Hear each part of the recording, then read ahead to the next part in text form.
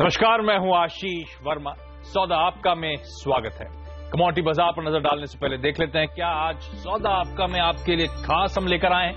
सबसे पहले सौदा आपका में कमोडिटी मार्केट्स की ओपनिंग। ध्यान रखें, कच्चा तेल सोना दोनों दबाव में। रणनीति क्या हुआ तमाम कमोडिटी स्पेस में, पंकज उपाध्याय और अनुज गुप्ता जुड़ेंगे हमारे साथ, उनसे जानेंगे।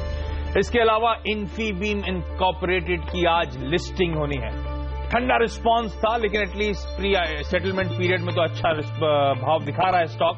देखते हैं ओपनिंग किस तरह की होती है। एग्जैक्ट 10 बजे इसकी लिस्टिंग होनी है, तो वहां पर नजर आएगी। और आगे हम इस कंपनी के मैनेजमेंट से बातचीत भी करेंगे आज दिन के दौरान। जोरदार कमाई का तत्काल ट्रेड आइडिया आपके लेकर आएंगे 10:10 के आसपास। हफ्ते के पहले कारोबारी दिन और बेहद इंपॉर्टेंट क्रेडिट पॉलिसी से पहले निफ्टी में कैसी स्ट्रैटेजी हो, क्या स्ट्रैटेजी हो, राकेश बंसल जुड़ेंगे हमारे साथ। इसके अलावा स्मॉल कैप यूनिवर्स यानी कि छोटे शेयरों में किस तरह का उछाल है, छलांग लगा रहे हैं, किस तरह की गतिविधि है, इस पर बातचीत। वायदा बाजार पे फोकस रहेगा सुबह 10:30 बजे के आसपास। राकेश के साथ साथ मनीष शर्मा भी जुड़ेंगे हमारे साथ, वायदा बाजार के खास तौर पर स्ट्रैटेजिस्ट। और आपकी जो तमाम सवाल आए हैं आज, उन पे जवाब देने के लिए उन पे फटाफट सलाह लेंगे राजेश अग्रवाल से।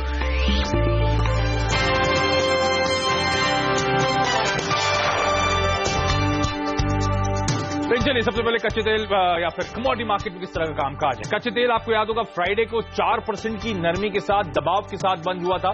और आज सुबह भी जो एशियाई कामकाज हो रहा है, कच्चा तेल नरमी के साथ आपको कामकाज करता हुआ नजर आएगा। दरअसल दोहा के बेहद इंपॉर्टेंट जो बैठक होने वाली ओपेक नॉन ओपेक देशों के बीच में 17 अप्रैल को इसी महीने, उससे पहले अब सऊदी अरेबिया से स्टेटमेंट जो आ रहे हैं वो दिक्कत की बात है। उन्होंने कहा है कोई आउटपुट फ्रीज नहीं करेंगे, सहमति नहीं देंगे, जबकि ईरान और बाकी तमाम ऑयल प्रोड्यूसर्स भी आउटपुट फ्रीज के लिए मंजूर नहीं होते हैं। और ईरान ने तो पहले ही क्लियर कर दिया है वो तैयार नहीं है इस आउटपुट फ्रीज के लिए, क्योंकि वो अभी कच्चे तेल के मार्केट में वापस उतरा है।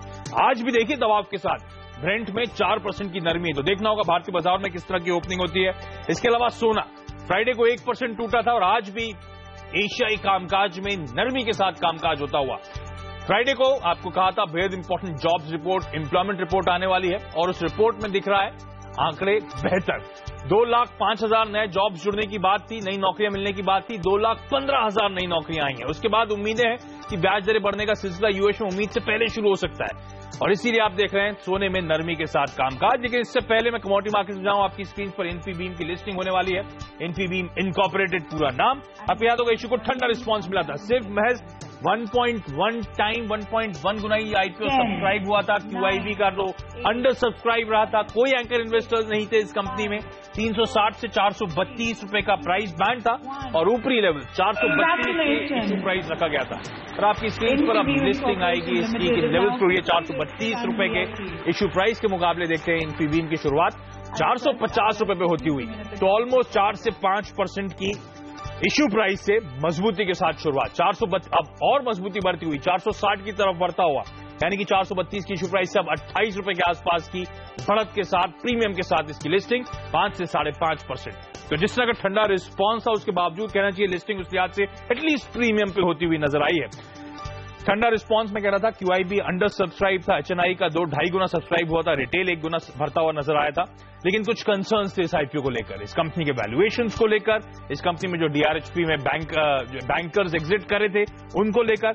ये लॉस मेकिंग एंटिटी थी वर्ष 2015 तक, हाल में कुछ हल्का फुल्का मुनाफा हुआ है इस कंपनी को, तमाम कंसर्न्स थे।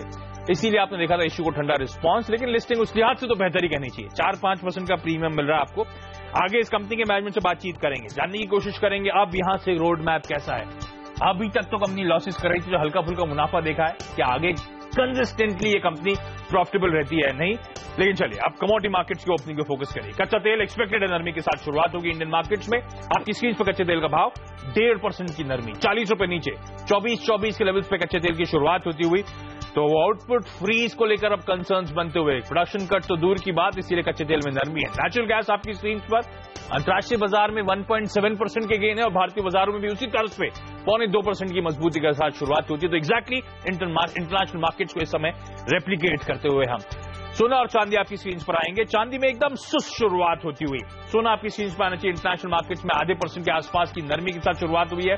भारतीय बाजारों में जैसे ही वो टिक आएगा आपकी स्क्रीन पर वो भाव लेकर आएंगे, लेकिन लगातार दूसरा दिन सोने में दबाव है और अब डर बैठता हुआ। मैं इनफैक्ट मैं कुछ आर्थिक अर्थशास्त्रियों के आर्टिकल्स पढ़ रहा था और यूएस में भी जो तमाम फेड की बेटिंग होती है, इंटरेस्ट रेट फ्यूचर्स जो होते हैं उसमें पहले एक्सपेक्टेड था कि दिसंबर में ब्याज दरें बढ़ेंगी।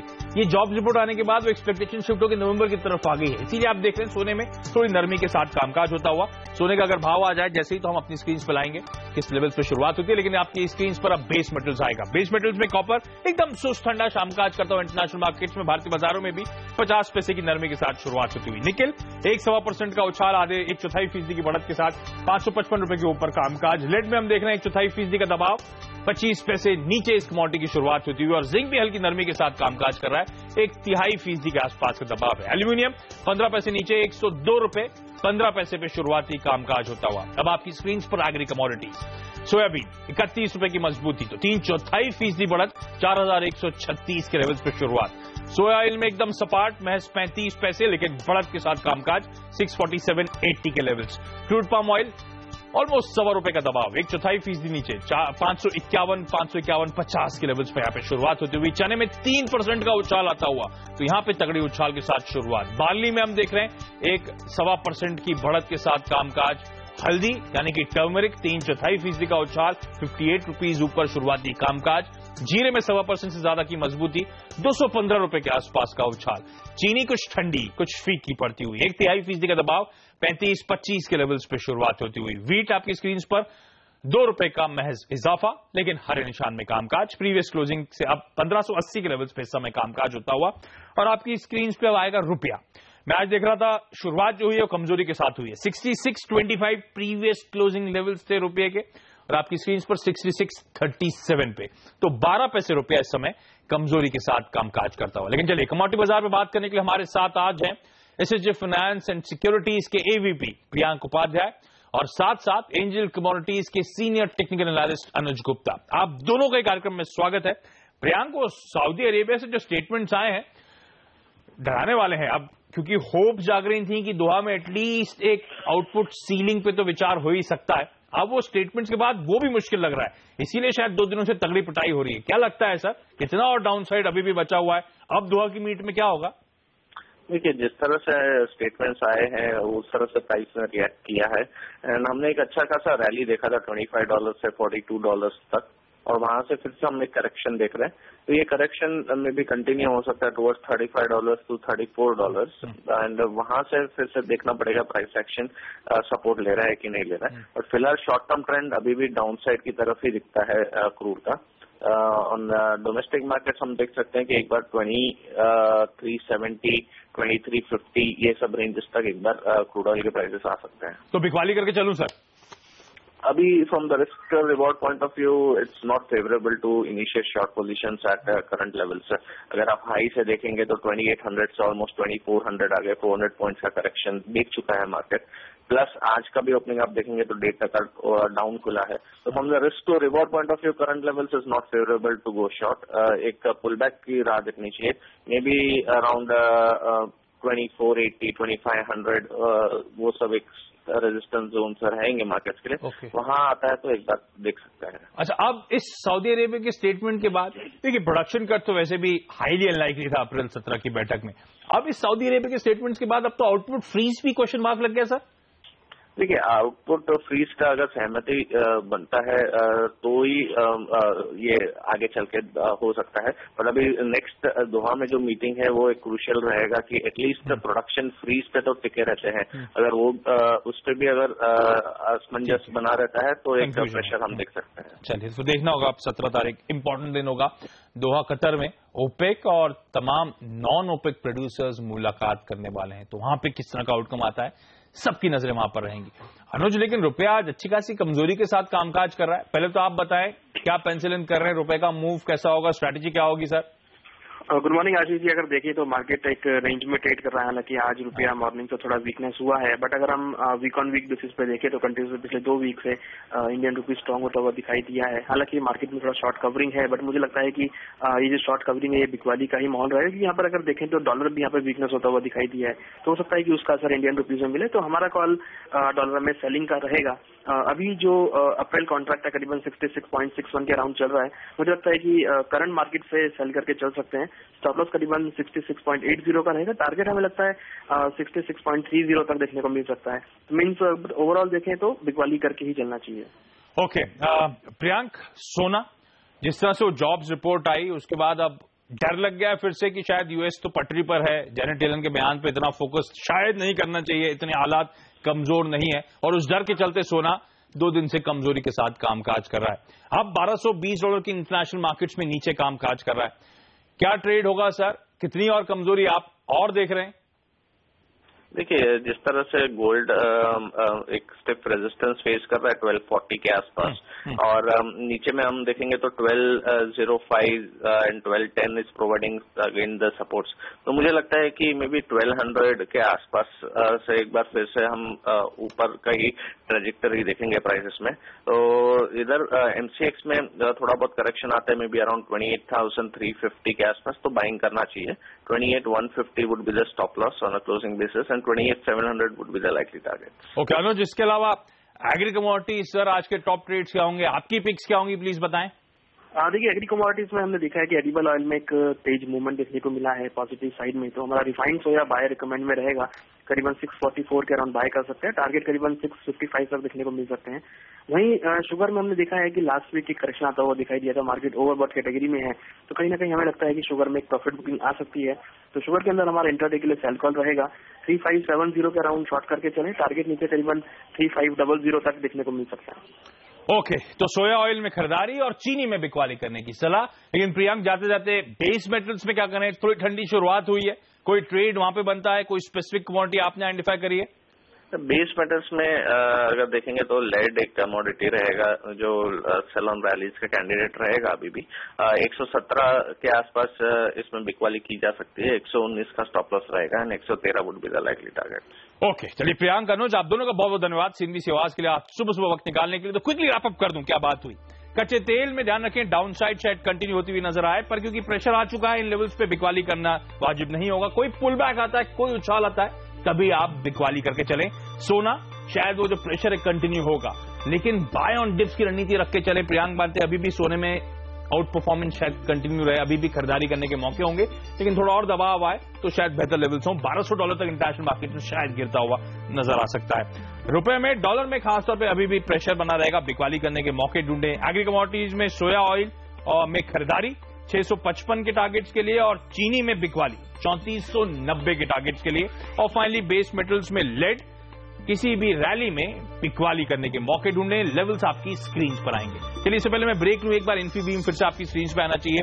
432 के इश्यू प्राइस के मुकाबले लिस्टिंग बेहतर हुई थी, 5-5.5% ऊपर जाता हुआ नजर आया था। देखते हैं इस समय के लेवल्स के आसपास स्टॉक में कामकाज हो रहा है। 432 के इश्यू प्राइस के मुकाबले अब ऊपरी लेवल से कुछ ठंडा होता हुआ, तो 448 के लेवल्स पे इस समय कामकाज 3.5-4% का अभी भी, लेकिन इश्यू प्राइस से उछाल के साथ ट्रेड। लेकिन चलिए यहाँ पे एक छोटा सा ब्रेक, आगे सौदा आपका में जोरदार कमाई का तत्काल ट्रेड आइडिया। राकेश बंसल भी जुड़ेंगे हमारे साथ, उनसे जानेंगे निफ्टी की दमदार आज की स्ट्रैटेजी।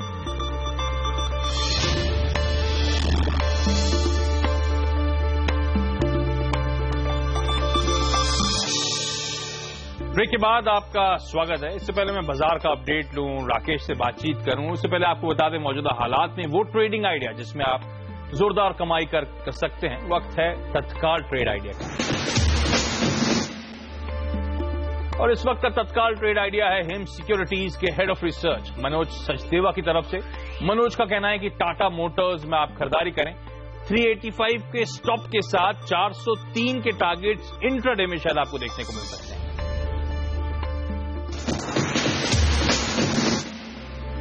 और चलिए इससे पहले आगे बढ़े, भारतीय बाजारों का एक क्विक चेक ले लेते हैं। हफ्ते का पहला कारोबारी सत्र है और ध्यान रखें मजबूती के साथ कामकाज हो रहा है। 1/3 से आधे % के आसपास का उछाल अब भारतीय बाजारों में आपको देखने को मिलेगा। सेंसेक्स में ऑलमोस्ट 100 अंक की मजबूती, निफ्टी 7450 के आसपास इर्द गिर्द कामकाज करता हुआ 34-35 अंक की बढ़त के साथ इस समय ट्रेड्स देखने को मिल रहे हैं, तो एक हेल्दी बाइंग। दरअसल ध्यान रखें ग्लोबल संकेत पॉजिटिव थे, यूएस में हमने देखा, मैं जैसे कमोडिटीज में भी हाईलाइट करा था, जो एम्प्लॉयमेंट रिपोर्ट आई थी, साथ साथ मैन्युफैक्चरिंग के आंकड़े आए, मजबूत थे। यूएस मार्केट में कल फ्राइडे को माफ कीजिएगा, लगातार सस्टेन, लगातार बाइंग थी, दिन के हाईस पे जाके वो मार्केट्स क्लोज हुए, तो वहां से अच्छे संकेत हमने पिकअप करे। एशिया भी आज सुबह जब कामकाज करा तो हर निशान में उस यूएस क्यूज के चलते पॉजिटिव था, और अच्छे संकेतों के बीच में हमने देखा भारतीय बाजारों में भी आज अच्छी शुरुआत होती हुई। खैर हमारे लिए तो बहुत इंपॉर्टेंट है ये बात भी कि कल आरबीआई की क्रेडिट पॉलिसी का अनाउंसमेंट होना है, सुबह 11 बजे वो पॉलिसी आएगी। 25 बेसिस पॉइंट बाजार मान के चल रहा है, और इनफैक्ट सिंधी सेवास के पोल में तो तमाम अर्थशास्त्री मानते हैं 25 बेसिस पॉइंट के आसपास का कट, लेकिन कुछ बाजार के पार्टिसिपेंट्स होपफुल हैं अगर 50 बेसिस पॉइंट के आसपास कट आ जाता है तो शायद ये मोमेंटम और कंटिन्यू होता हुआ और इजाफा देखने को मिले। ब्रॉडर मार्केट्स भी मजबूती के साथ कामकाज कर रहे हैं। मिड कैप में 1/3% का उछाल, स्मॉल कैप्स में ½ % के आसपास की बढ़त, इसलिए मार्केट ब्रेथ पॉजिटिव आपको नजर आएगा। हर 2 गिरने वालों के सामने 5 स्टॉक्स इस समय बढ़त के साथ हर निशान में कामकाज करें, तो हेल्दी मार्केट ब्रेथ है। इकलौती सेक्टोरल पॉकेट एफएमसीजी कमजोर है, और वो भी इसीलिए क्योंकि आईटीसी में दबाव है। आईटीसी ने वो पिक्टोरल वार्निंग्स जो सिगरेट के डब्बों पे बोला गया 85% वार्निंग होगी, उसके अगेंस्ट में सिगरेट मैन्युफैक्चरर्स ने इस समय प्रोडक्शन रोक दिया है, उसका इंपैक्ट देख रहे हैं आप। अदरवाइज बाकी सारे सेक्टोरल पॉकेट्स हरे निशान में। बैंक सिगरेट पॉलिसी से पहले 1/4% मजबूती के साथ कामकाज करते हुए 16,200 के लेवल्स के ऊपर bank Nifty. IT, telecom, auto, metal से कुछ पॉकेट्स हैं जहां पे खरीदारी देखने को मिल रही है। लेकिन सौदा आपका में आज हमारे साथ हैं आरके ग्लोबल के वाइस प्रेसिडेंट राकेश बंसल। राकेश, कैसे अप्रोच करूं इन मार्केट्स को? कल की क्रेडिट पॉलिसी से पहले कुछ और हरे टिक्स देखने को मिलने वाले हैं सर क्या? Good morning Ashish ji, definitely मेरा ऐसा मानना है बाइंग करके चलना चाहिए इन स्तरों पर या गिरावट पर। अगर आप निफ्टी की बात करें तो नीचे में 7650 से लेकर 7700 एक स्ट्रांग सपोर्ट है, और मुझे लगता नहीं है कि सपोर्ट नीचे में टूटेगा। चांसेस इस चीज के लगते हैं कि क्रेडिट पॉलिसी के बाद निफ्टी 7900 के बैरियर को ऊपर तोड़ने की तरफ बढ़ेगा, और मोमेंटम काफी स्ट्रांग है। मुझे लगता है आने वाले समय में 7900, 7950 निफ्टी के लिए एक लक्ष्य है। इसी तरीके से आप बैंक निफ्टी में देखें तो बैंक निफ्टी में नीचे में 15,500 से लेकर 15,650 एक स्ट्रांग सपोर्ट बन रहा है, और ऊपर में मुझे लगता है 16,950 के स्तर इसके अंदर देखने को मिल सकते हैं। इसी तरीके से एक और बेंचमार्क इंडेक्स निफ्टी आईटी, उसमें भी मोमेंटम काफी स्ट्रांग है। आशीष जी, अगर आप देखें तो मार्केट में कहीं वीकनेस नहीं है। उदाहरण के तौर पर अभी आपने आईटीसी का नाम लिया जिसमें एक गिरावट देखने को मिल रही है, 330 के अराउंड ट्रेड कर रहा है, पर टेक्निकली आईटीसी का पैटर्न भी इतना स्ट्रांग है, मुझे नहीं लगता कि वो 325 के नीचे जाएगा। और मार्केट मुझे लगता है कि क्रेडिट पॉलिसी के बाद 7900 के बैरियर को तोड़ने के लिए आगे की तरफ बढ़ेगी, तो क्लियरली बाइंग करके चलना चाहिए, किसी भी तरह की शॉर्टिंग से बचना चाहिए। ओके, तो इंटरेस्टिंग है निफ्टी में खरीदारी। ये 7900, 7950 जो तमाम एक्सपर्ट्स मानने हैं राकेश, 200 डीएमए है जिसके पास जाने बाजार शायद जाता हुआ नजर आया है ना? नहीं आशीष जी, अगर आप डीएमए को भी हटा दें तो टेक्निकली जिस तरीके से निफ्टी जहां पे खड़ा हुआ है, जिस तरीके से 7650 का बैरियर तोड़ा, फिर 7700 का बैरियर तोड़ा, तो टेक्निकली आप देखें तो 7950 से पहले टेक्निकली कोई रेजिस्टेंस नहीं है, और मुझे लगता है 7950 के लेवल्स देखने को इजीली मिल सकते हैं। तो अच्छी बात, खरीदारी करके चले निफ्टी में 7900, 7950 तक के लेवल्स, यानी कि मौजूदा स्तरों से 200 पॉइंट के आसपास की और मजबूती इस समय चार्ट्स में नजर आती है। ना सिर्फ निफ्टी में बल्कि 2 इंपॉर्टेंट पिलर्स जो है मार्केट की सेक्टोरली, चाहे वो बैंक्स हो चाहे वो आईटी हो, इन सब में मजबूती के साथ कामकाज हो रहा है। इन दोनों में भी आप चाहें तो खरीदारी कर सकते हैं। लेवल्स आपकी स्क्रीन पर जो राकेश सुझा रहे हैं वो आ रहे हैं, प्लीज नोट डाउन कर लें। फिलहाल एक छोटा सा ब्रेक लूंगा, ब्रेक के बाद राकेश से हमने इंडिसीज पे कॉल ले लिए, लेकिन कुछ उनकी चुनिंदा पिक्स इस मार्केट में कौन से स्टॉक स्पेसिफिक आइडियाज पे वो फोकस कर रहे हैं। तो राकेश के कॉल्स, राकेश की पिक्स जानेंगे, साथ साथ स्मॉल कैप यूनिवर्स यानी कि छोटे शेयर ऊंची छलांग, उस मार्केट उस यूनिवर्स में क्या हो रहा है ये भी बताएंगे आपको।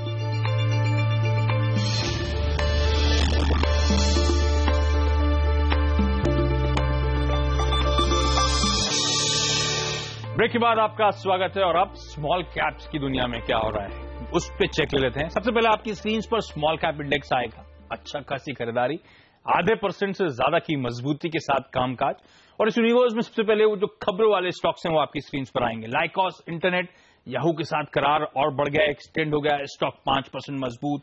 एमबीएल इंफ्रा, तगड़े ऑर्डर्स मिलने की खबरें आई थी, उसके चलते स्टॉक में एक रिएक्शन। आईवीआरसीएल तो लगातार प्रेशर में है, वो पश्चिम बंगाल में जो फ्लाईओवर कोलैप्स हो गया था दुखद हादसे के बाद, लगातार प्रेशर में समन्स जारी हुए इस कंपनी के सीएमडी के अगेंस्ट। अतुल ऑटो सेल्स के नंबर्स के बाद रिएक्शन एक समय तो 1.5-2% कमजोर था, लोअर लेवल से एक रिकवरी दिखाता हुआ, और गोदावरी पावर एंड इस्पात खबरों में 1.5-2% के आसपास की नरमी है। इसके अलावा स्मॉल कैप यूनिवर्स में जो तगड़े गेन्स दिखा रहे हैं वो दो स्टॉक्स आपकी स्क्रीन पे। जिनी फिलामेंट्स 15% उछाल के साथ कामकाज करता हुआ, एसएमटी में हम देख रहे हैं 18 से 19% की बढ़त के साथ ट्रेड हो रहा है। इसके अलावा automotive, stampings, pioneer embroideries, McNally, Bharat, ये कुछ स्मॉल कैप यूनिवर्स के स्टॉक्स हैं। ऑटोमोटिव स्टैंपिंग इसलिए नहीं दिख रहा क्योंकि अब मेरे ख्याल से वो लाल निशान में दबाव के साथ कामकाज कर रहा है, उसमें अचानक प्रेशर आया है। अदरवाइज इन दोनों स्टॉक्स में देखिए किस तरह की तगड़ा मोमेंटम है। चीनी में जो पॉजिटिव मोमेंटम, जो मिठास है वो और बढ़ती हुई, और तगड़े मूव्स हैं इस स्पेस में अगर आप लंबी थोड़ा सा चार्ट देखेंगे इन तमाम शुगर प्लेयर्स के। लेकिन स्मॉल कैप यूनिवर्स में उगार शुगर, राजश्री शुगर, उत्तम शुगर, तिरु अरुणान 10 से 17% का उछाल। लेकिन इस बीच वित्त मंत्री अरुण जेटली बोलते हुए सीधे वहां पे एक बार रुक करना चाहूंगा। Less challenging than the last one was, and in the last 1 year, which was extremely challenging, the government and the industry worked together. Hopefully this year the private sector investment in this country and the environment for doing business improves. And in the coming year, you lead the government rather than the government leads the economy. That will be an ideal state for the Indian economy. Thank you very much. Okay, तो वित्त मंत्री अरुण जेटली बोलते हुए। लेकिन चलिए हमें small cap universe की बात करिए। क्विकली लास्ट प्लेट आनी चाहिए आपकी स्क्रीन पे, जो स्मॉल कैप यूनिवर्स में दबाव में वो स्टॉक्स। मुर्देश्वर सिरामिक कंपनीज आपको याद होगा बड़ी हरकत में आई थी, अब वो थोड़ा सा प्रेशर, हालांकि लो लेवल से स्टॉक रिकवर करता हुआ। ओसवाल केमिकल्स स्टॉक की पिछले कुछ हफ्तों में बहुत तगड़ी पिटाई हुई है, और रुचि सोया आज भी दबाव के साथ कामकाज करता हुआ।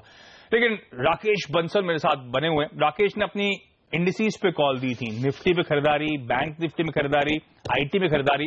लेकिन Rakesh, stock specific idea, stock specific calls, कोई 2 टॉप बेट्स आज की सर? आशीष जी, पहला एक कॉल रहेगा मिड कैप स्पेस से रॉयल ऑर्किड होटल पर। काफी बेहतरीन टेक्निकल पैटर्न है, पॉजिटिव क्रॉसओवर और मोमेंटम इंडिकेटर्स देखने को मिला है। 68 के स्टॉप लॉस के साथ इसको खरीदने की राय रहेगी 87 के लक्ष्य के लिए। और दूसरा एक बाय कॉल रहेगा गोदरेज प्रॉपर्टीज पर। इंटायर रियलिटी पैक में एक रिवर्सल देखने को मिला है, और गोदरेज प्रॉपर्टीज में अगर आप देखें तो फ्राइडे के सेशन में एक ब्रेकआउट देखने को मिला था। 290 के स्टॉप लॉस के साथ इसको खरीदने की राय रहेगी 322 के लक्ष्य के लिए। ओके, तो रॉयल ऑर्किड खरीदारी करके चलें, अच्छा मोमेंटम शायद ये स्पेस दिखाए, ये काउंटर दिखाए। गोदरेज प्रॉपर्टीज में खरीदारी करने की सलाह, और गोदरेज ग्रुप वैसे भी खबरों में बना हुआ है एक्विजिशन को लेकर, नॉन कोर एसेट्स को बेचने को लेकर। गोदरेज प्रॉपर्टीज उस पूरे स्पेस में राकेश की टॉप बेट। लेकिन राकेश, मुझे बताया जा रहा है आपकी 2 और ट्रेडिंग आइडियाज हैं आज के लिए, प्लीज बताएं सर। आशीष जी, एक कॉल टाटा ग्लोबल बेवरेजेस पर रहेगा। काफी बेहतरीन चार्ट पैटर्न है, नीचे से एक रिवर्सल देखने को मिला हुआ है। 118.40 के स्टॉप लॉस के साथ टाटा ग्लोबल को खरीदने की राय रहेगी 127 के लक्ष्य के लिए। और एक mid cap counter Gujarat Pipavav port, charts पर एक क्लियर रिवर्सल है। फ्राइडे के सेशन में एक लैकलस्टर मूव था, नीचे में 168.50 एक अच्छा बेस है। 168.50 के स्टॉप लॉस के साथ गुजरात पिपावाव को खरीदने की राय रहेगी 190 के टारगेट के लिए। ओके, बेंचमार्क सेक्टर्स को लेकर राकेश पॉजिटिव, और चारों जो ट्रेडिंग आइडियाज दिए हैं चारों में खरीदारी करने की सलाह। वो लेवल्स आपकी स्क्रीन पर आते रहेंगे, प्लीज नोट डाउन करें। लेकिन यहां पे वक्त तो चला एक छोटे से ब्रेक का। ब्रेक के बाद एफएनओ बाजार में स्ट्रैटेजी लेकर आएंगे हमारे मार्केट एडिटर अनिल सिंघवी। राकेश तो बने ही हुए, साथ साथ मार्केट एक्सपर्ट मनीष शर्मा भी जुड़ेंगे।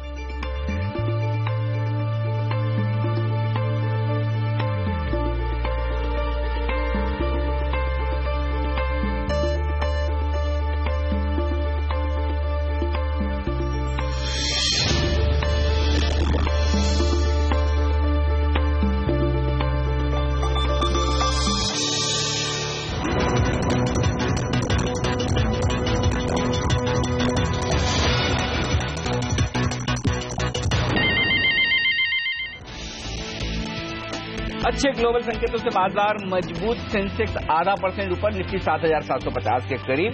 मिड कैप शेयरों में तेजी।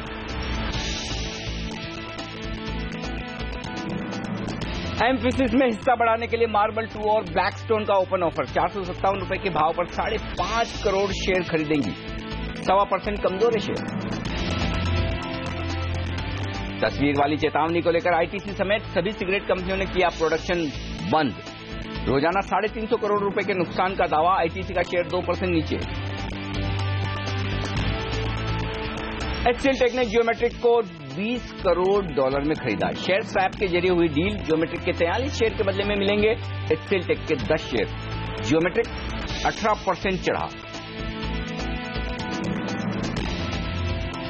ई कॉमर्स कारोबार करने वाली कंपनी इन्फीबीम की बेहतर लिस्टिंग, ₹432 की इश्यू प्राइस के मुकाबले ₹453 पर हुआ लिस्ट।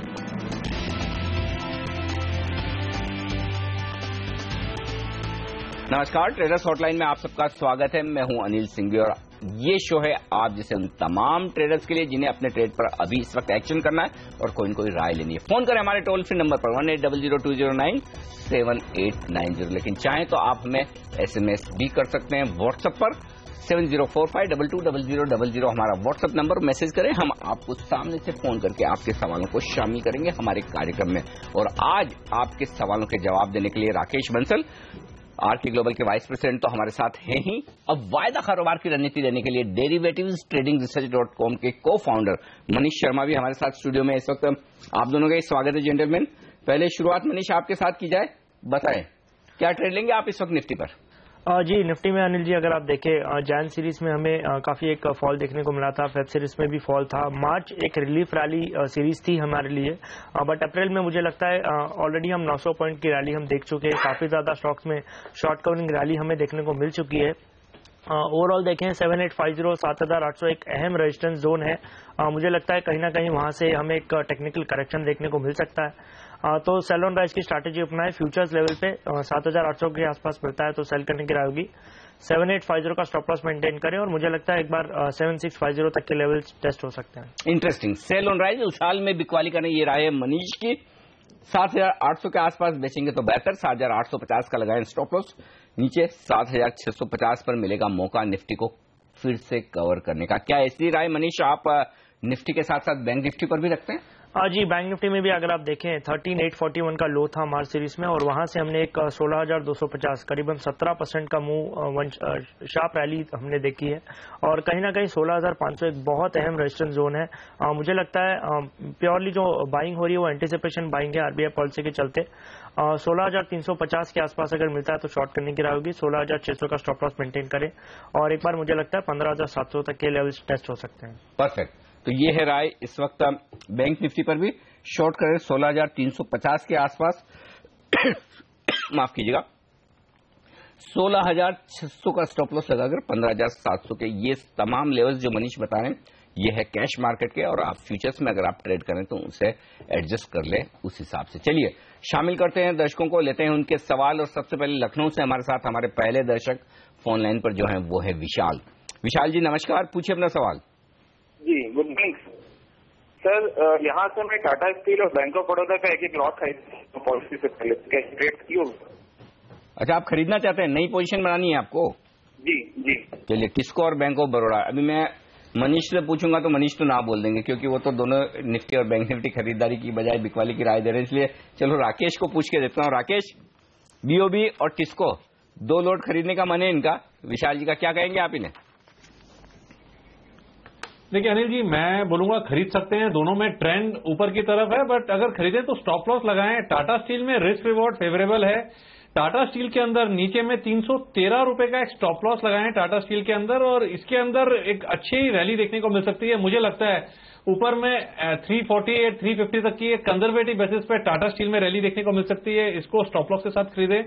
बैंक ऑफ बड़ौदा को भी बाय करना चाहिए। नीचे में आप देखें तो 145 एक अच्छा सपोर्ट है, उसके नीचे के स्टॉप लॉस लगाएं और इसके अंदर ऊपर में 163 164 के लेवल्स देखने को मिल सकते हैं। और मुझे लगता है अगर बैंकिंग में स्पेसिफिकली अगर पीएसयू बैंक में कहीं कुछ खरीदना है तो बैंक ऑफ बड़ौदा और आईडीबीआई दोनों के टेक्निकल स्ट्रक्चर काफी अच्छे हैं।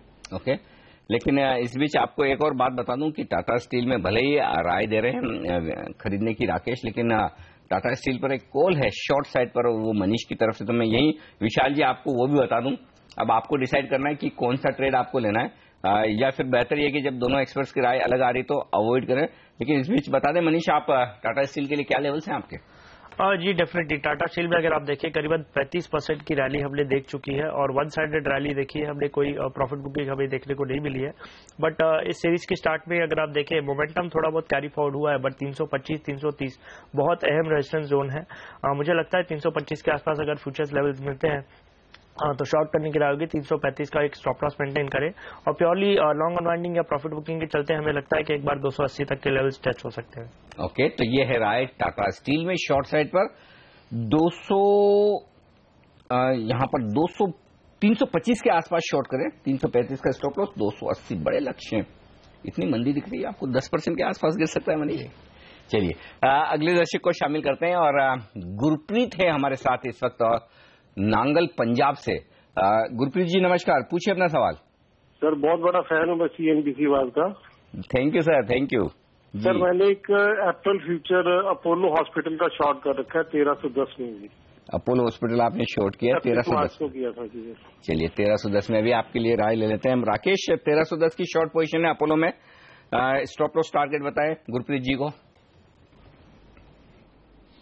देखिए अनिल जी, मेरा ऐसा मानना है कि अपोलो हॉस्पिटल की शॉर्ट पोजीशन से निकल जाना चाहिए। जो इसमें मंदी आई थी वो मुझे लगता है मंदी खत्म हो चुकी है।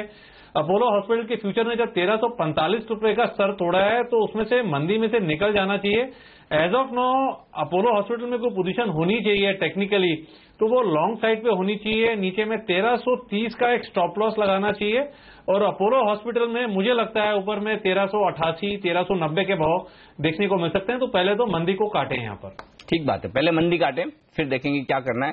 तो मंदी काटने की राय दे रहे हैं तो गुरप्रीत जी, राकेश थोड़े से पॉजिटिव है मार्केट पे, उस लिहाज से उनकी राय ये है सावधानी रखें या फिर स्टॉप लॉस जरूर लगाकर रखें आप अपोलो हॉस्पिटल में। नितिन है हमारे साथ अगले दर्शक, ये भी लखनऊ से ही है हमारे साथ। नितिन जी पूछिए, क्या जानना चाहते हैं सर? Good morning sir. जी गुड मॉर्निंग सर। मैंने विप्रो की एक कॉल 600 वाली फ्राइडे को ली थी ₹6.70 पे, क्या करूँ आज रुकूं कि निकल जाऊं? और एक और पूछना है सर सवाल। हाँ कल पॉलिसी है सर, तो कोई ऐसा ऑप्शन बताइए जो थोड़ा प्रॉफिट दे जाए कल तक का। बिल्कुल, क्यों नहीं, वो भी देते हैं आपको। पहले तो आपकी विप्रो पे कॉल ले ली जाए। 600 रुपए का कॉल खरीदा ₹6.70 में। मनीष जी क्या कहेंगे, पैसा बनेगा इसमें? थोड़ा IT स्टॉक मजबूत तो हो रहा है। जी डेफिनेटली, ओवरऑल IT सेक्टर देखिए आप, इन्फोसिस में भी एक काफी अच्छा मोमेंटम हमें देखने को मिल रहा है, विप्रो में भी हमें काफी अच्छा मोमेंटम देखने को मिल रहा है। मुझे लगता है इस कॉल को होल्ड रखना चाहिए, ₹4 का एक स्टॉप लॉस मेंटेन करें और 10 से 12 रुपए के आसपास अगर इसमें मूवमेंट मिलता है तो एग्जिट करने की राय होगी। ठीक है। अच्छा नितिन जी, आपको ऑप्शन की रणनीति चाहिए थी, मनीष जी ने भेजी है, आप पेपर पेन ले लीजिए, नोट करनी पड़ेगी, थोड़ी बड़ी है, थोड़ी समझने वाली चीज है, तो आप नोट करिए। मनीष जी को कहता हूँ वो बताएंगे। मनीष जी बताइए, पॉलिसी के हिसाब से इन्हें रणनीति चाहिए और बताइए क्या करना है। जी RBI पॉलिसी के चलते ही मुझे लगता है जो प्योरली बाइंग हो रही है बैंक निफ्टी में एंटीसिपेशन बाइंग है और वॉलेटिलिटी हमें डेफिनेटली देखने को मिलेगी। बेयर पुट स्प्रेड स्ट्रैटेजी है, 16,200 का पुट खरीदे 370 रुपए के आसपास और 15,700 का पुट एक लॉट बेचे 200 रुपए के आसपास। ओवरऑल स्ट्रैटेजी में अगर आप देखें 5,100 का लॉस है अगर 16,200 के ऊपर ही expiry till the expiry bank Nifty रहता है तो, और अगर 15,700 के levels at any point of time test होते हैं तो 9,900 तक के मुनाफा इसमें मिल सकता है। ठीक बात है। नितिन जी नोट कर लिया होगा आपने, बेयर पुट स्प्रेड, क्योंकि ये कह रहे हैं कि मंदी के हिसाब से अगर आपका मन है तो फिर इसमें दिमाग लगाइए। करना क्या है आपको, बैंक निफ्टी 16,200 का पुट खरीदना है और 15,700 का नीचे की प्राइस का पुट बेचना है। इससे होगी क्या, कॉस्ट कम हो जाएगी। अभी आप पुट खरीदेंगे 370 देने पड़ेंगे, 200 रुपए नीचे के पुट बेचने से रिकवर हो जाएंगे तो आपकी नेट कॉस्ट आई 170 रुपए। मैक्सिमम लॉस एक लॉट में आपका होगा 1,100 का, लेकिन मैक्सिमम प्रॉफिट 10,000 9,900 का हो सकता है अगर 15,700 के आसपास बैंक निफ्टी कभी भी आ जाए। तो अगर आपको लगता है कि पॉलिसी के बाद टॉप बन जाएगा तो फिर आपके लिए ये काम की चीजें आप कर सकते हैं ये ट्रेड। चलिए अगले दर्शक से बात करते हैं और अब हमारे साथ कार्यक्रम में शामिल हो रहे हैं धर्मेश, सूरत से हैं हमारे अगले दर्शक। धर्मेश जी नमस्कार, पूछिए। सर मेरे पास PNB का 87.50 का कॉल ऑप्शन है, 4 रुपीज के 4 रुपीज से बाई किया हुआ 2 लॉट PNB, और हिंद पेट्रो का 800 का कॉल ऑप्शन है 25 रुपीज में बाई किया हुआ। बड़ी महंगी महंगी प्रीमियम देके खरीदते हैं सर आप। 87.50 800 रुपए का कॉल 25 रुपए में, यानी कि 3% की प्रीमियम दे रहे हैं आप। चलिए कोई बात नहीं, अब जो दिया है वो ठीक है। पूछ लेते हैं PNB क्या राय है राकेश आपकी? 87.50 का कॉल ऑप्शन खरीदा है 4 रुपए में। देखिए अनिल जी, ऑप्शन तो इन्होंने खरीदा हुआ है, स्टॉक में एक ब्रेकआउट भी देखने को मिला है, बट अभी तक फॉलो अप बाइंग नहीं आई है। मैंने राय दूंगा पोजीशन को होल्ड करें, बट नीचे में 84.50 के पीएनबी के कैश के स्तर पर नजर रखें। अगर पीएनबी आने वाले 2-3 दिनों में नीचे में 84.50 का स्तर तोड़ता है तो इस कॉल ऑप्शन से निकल जाना चाहिए। एल्स ऊपर में अगर 92-93 के प्राइसेस मिलते हैं, मुझे नहीं लगता है कि बहुत बड़ी कोई अपसाइड पीएनबी में देखने को मिलेगी। 92-93 एज ऑफ नाउ बड़ा स्ट्रांग रेजिस्टेंस है। 92-93 के अराउंड मुनाफा वसूली करने की सोचनी चाहिए। ओके, थोड़ा ऊपर आए, मुनाफा वसूली करें। एचपीसीएल मनीष 800 रुपए में कॉल खरीदा है, एचपीसीएल का 25 रुपए दाम दिए हैं। कॉल ऑप्शन का दाम भी हम आपके सामने ले आएंगे, मेरे ख्याल से प्रीमियम थोड़ी घटी होगी। अच्छा, लेकिन अच्छा ठीक है, भाव बढ़ा है तो 2-2.5 रुपए का फायदा तो हो रहा है। धर्मेश जी को क्या करना चाहिए यहाँ पर? जी, हिंदपेट्रो देखिए आप कंसोलिडेशन मोड में चल रहा है प्योरली, और मुझे लगता है इसमें आज के फ्यूचर्स का लेवल 789 का एक स्टॉप लॉस मेंटेन करके इस कॉल को होल्ड रखना चाहिए। अगर कुछ भी थोड़ा बहुत बाउंस मिलता है तो एग्जिट करने की राय होगी। ये या ऐसा नहीं लग रहा है जैसे आप निफ्टी बैंक निफ्टी में थोड़ा कॉशियस हैं तो, और क्रूड नीचे आ रहा है, रुपया तो स्ट्रांग है, तो क्या एचपीसीएल एक थोड़ा ये हो सकता है कि निफ्टी बैंक निफ्टी की शॉर्ट के सामने क्वेश्चन दे सकता है तेजी का? जी डेफिनेटली, लेकिन फॉलो अप बाइंग हमें देखने को मिल रही नहीं है। फॉलो अप बाइंग मिसिंग है यहाँ पर, कंसोलिडेशन मोड में चल रहा है। तो प्योरली वेट एंड होल्ड, पैसा बन रहा है तो वेट एंड वॉच मोड है। ठीक बात है, चलिए पैसा बन रहा है, ले लें, थोड़ा इंतजार करें। सहारनपुर उत्तर प्रदेश से हमारे अगले दर्शक है अनुज। अनुज जी नमस्कार, बताइए क्या ट्रेड लिया है सर आपने?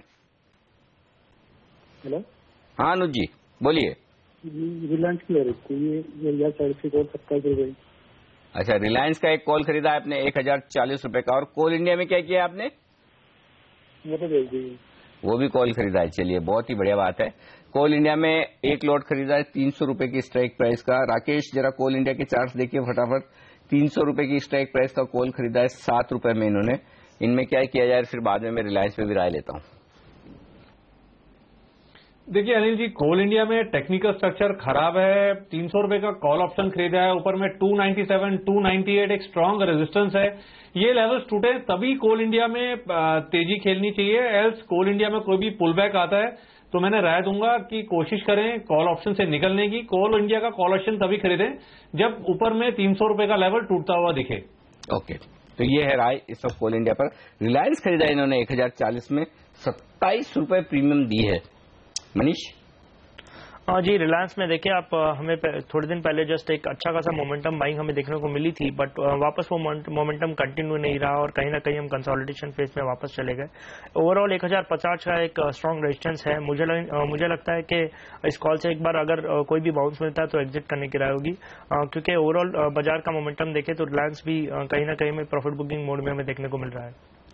ओके, तो ये है इस वक्त रिलायंस पर आपके लिए राय, ये ध्यान में रखें। चलिए लेंगे एक छोटा सा ब्रेक, ब्रेक के बाद हम लौटेंगे। कुछ और सवाल दर्शकों के, हमारे एक्सपर्ट्स के कुछ बेहतरीन पिक्स भी है मेरे पास में। इन्फोसिस और डीएलएफ में बताऊंगा बाय है या सेल और क्या लेवल्स हैं। साथ ही आज की नई लिस्टिंग इन्फीबीम पर भी हम बातचीत करेंगे, इन्फीबीम के टॉप मैनेजमेंट से इस ब्रेक के बाद।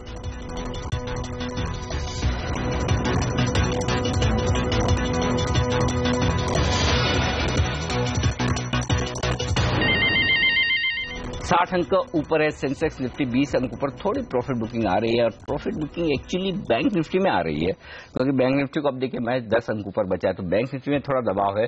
इनफैक्ट बैंक निफ्टी का फ्यूचर तो 12 अंक नीचे आ गया, तो बैंक निफ्टी में प्रीमियम का बड़ा नुकसान हो, क्योंकि जहां तक मुझे याद है कल जो मैं देख रहा था 60-70 पॉइंट की प्रीमियम थी बैंक निफ्टी में, वो कम हो गई है, तो ये थोड़ी सी दिक्कत की बात है। बैंक निफ्टी में 20 पॉइंट की प्रीमियम 25 पॉइंट की ये हो गई है, फर्क पड़ गया एक्चुअली।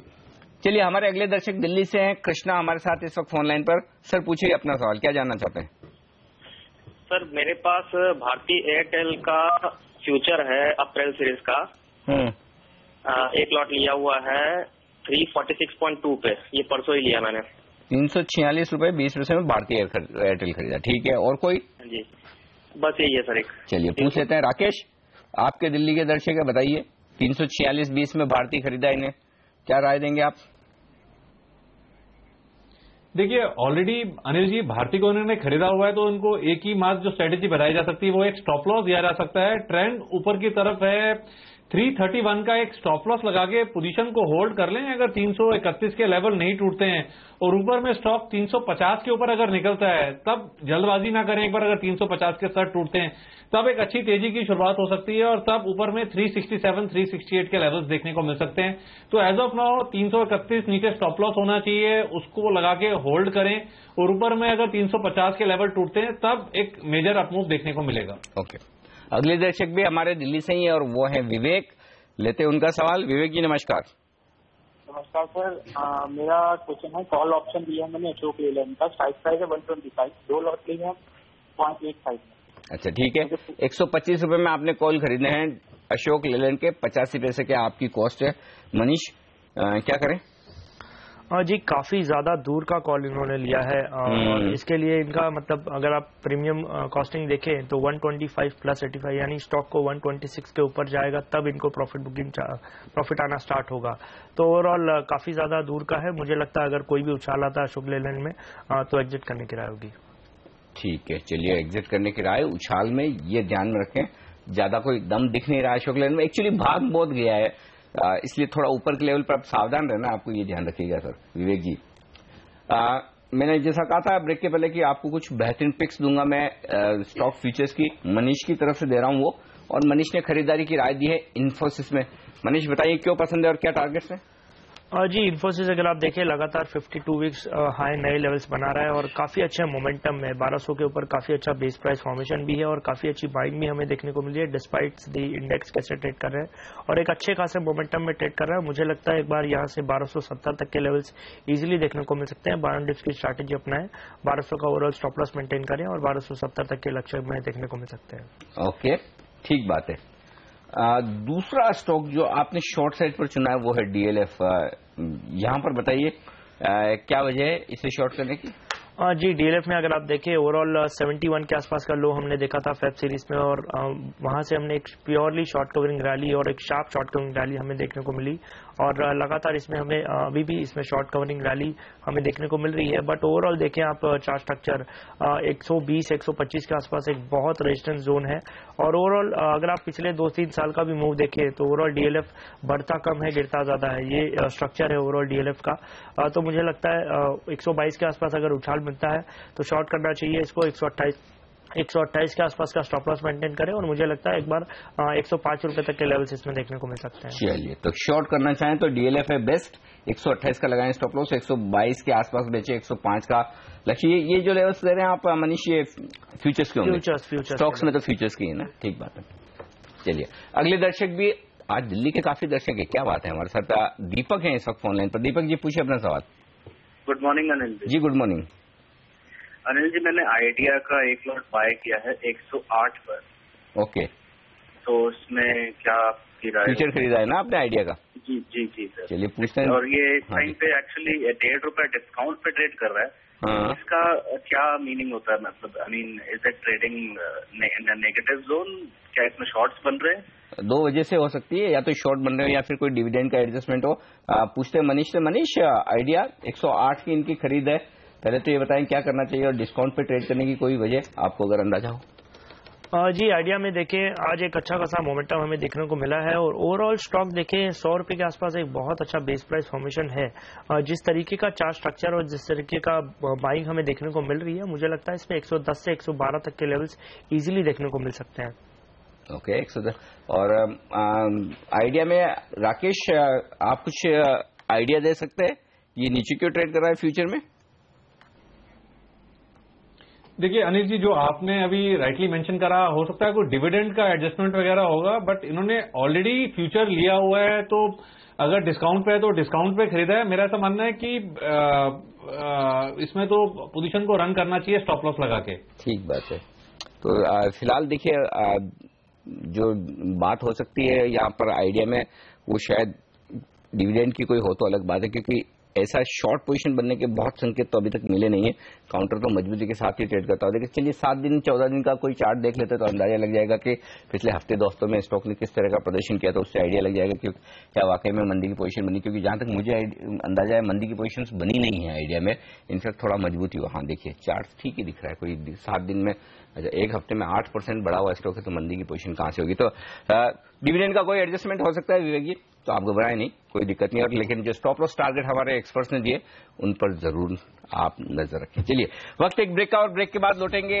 बाजार थोड़े और फिसलते हुए दिख रहे हैं। 35 अंक नीचे सेंसेक्स है, 15 अंक माफ कीजिए 35 अंक ऊपर सेंसेक्स है और 15 अंक ऊपर निफ्टी है। तो जो बढ़त है वो कम हो रही है।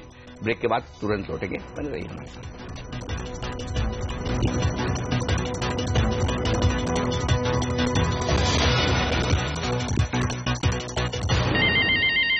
तो हमने दिल्ली से बहुत सारे सवाल लिए, अब चलते हैं थोड़ा साउथ की तरफ। बैंगलोर से हमारे अगले दर्शक हमारे साथ हैं इस वक्त, सुरेश फोन लाइन पर। सुरेश जी गुड मॉर्निंग, पूछिए अपना सवाल। Good morning sir, Suresh Bangalore जी। सर मैंने हिंडाल्को का 95 का कॉल ऑप्शन में बाई किया सर। कॉल बेचा है आपने? हाँ सर, बाई किया है सर मैंने ₹1.90 पे। ओके, और इसका टारगेट के लिए वेट कर रहा था सर। मैंने आज जो मॉर्निंग में आज चैनल पे नहीं देखा था मैंने। नहीं, हाँ हाँ हाँ बोलिए। इसी पे मैं बीट लगाया था सर। ओके, तो अभी क्या करना चाहते हैं ये बताइए। नहीं सर, टारगेट इंट्राडे में एग्जिट होना है या होल्ड करना है? अगले दिन में होल्ड कर रहा है, इसलिए पूछने के लिए फोन किया। तो अभी आपके पास 2 कॉल है हिंडाल्को का, ₹1.90 पे आपने बाई किया है, बराबर? जी सर।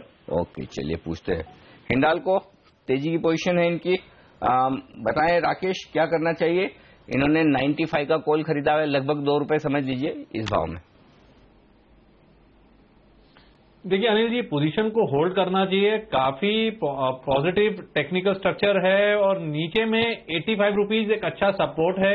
85 के स्पॉट के लेवल पर नजर रखनी चाहिए। अगर वो लेवल्स टूटते हैं तब दिक्कत की बात है। एल्स जिस तरीके से इसका टेक्निकल स्ट्रक्चर है, मुझे लगता है एक रैली देखने को मिल सकती है टूवर्ड्स 94, 95, बट इन्होंने काफी out of the money call option खरीद रखा है। अगर ये बहुत लेट आएंगे तो टाइम वैल्यू इरोड होने के चांसेस हैं। एल्स टेक्निकल स्ट्रक्चर हिंडाल्को का ठीक है, 95 तक की रैली मुझे लगता है शॉर्ट टर्म में देखने को मिल सकती है। ठीक बात है, टेक्निकली दिक्कत नहीं है, लेकिन दिक्कत ये है कि अब धीमे धीमे इसके वो कॉल के दाम कम ना हो जाए। तो सुरेश जी नजर बनाए रखें। जालंधर, यहां से हमारे अगले दर्शक हैं निशांत हमारे साथ इस वक्त फोन लाइन पर, उनसे पूछते हैं। इस बीच एक मिनट, एल्यूमिनियम पर खबर आती दिख रही है। यहाँ पर एल्यूमिनियम प्रोडक्ट्स पर सेफ गार्ड ड्यूटी लगाने का फैसला महीने भर में होगा।